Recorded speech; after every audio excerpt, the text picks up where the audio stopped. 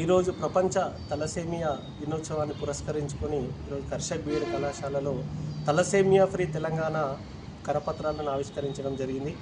మరి అలా తెలంగాణ రాష్ట్రంలోనే తలసేమియా వ్యాధితో బాధపడుతున్న చిన్నారుల కోసం 2023లో ఇదే కర్షక్ బీఎడ్ కళాశాల హాల్లో మొదటి రక్తదాన శిబిరాన్ని ఏర్పాటు చేస్తే మరి 2023-24 సంవత్సరాల్లో 2500 యూనిట్ల రక్తాన్ని మరి భారతదేశ చరిత్రలో ఎవరు అందించినటువంటి రక్తాన్ని చిన్నారుల ప్రాణాలను అందజేయడం కోసము ఈరోజు Kamareddy blood donor organisation, international Vaishya federation, Indian red cross సహకారంతో అందజేయడం జరిగింది. మరి ఈ వ్యాధి పుట్టుకతోని మరి తల్లి గర్భంలో ఉన్నప్పుడే మరి తలసేమియా వ్యాధి రాకుండా మరి టెస్ట్ చేయించుకుంటే ఈ వ్యాధి వచ్చేటువంటి అవకాశం లేదు. ఈరోజు ప్రతిరోజు కూడా దేశవ్యాప్తంగా వందలాది మంది చిన్నారులు తలసేమియా వ్యాధితో పుడుతున్నారు.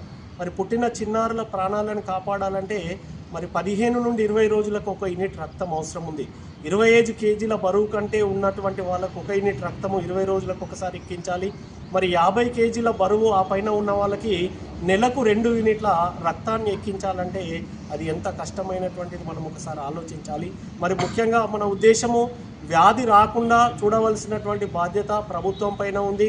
ఎవరైతే గర్భిణీగా ఉన్నటువంటి స్త్రీలు ఉన్నారో వాళ్ళు తలసేమియా వ్యాధి రాకుండా ఉండడం కోసము ముందుగానే గర్భంలో ఉన్న శిశువుకు మరి టెస్ట్ చేయించాలని చెప్పి ఈ సందర్భంగా కోరుకుంటూ మరి ప్రభుత్వం కూడా తలసేమియా వ్యాధితో బాధపడుతున్న చిన్నారులకు అన్ని రాష్ట్ర ప్రభుత్వాలు కూడా మరి ఫిజికల్లీ హ్యాండిక్యాప్డ్ సర్టిఫికేట్ ఇచ్చినాయి తలసేమియా పిల్లలకు. మరి తెలంగాణ ప్రభుత్వం కూడా తలసేమియా వ్యాధితో బాధపడుతున్న చిన్నారులకు ఫిజికల్ హ్యాండిక్యాప్డ్ సర్టిఫికేట్ ఇవ్వాలి.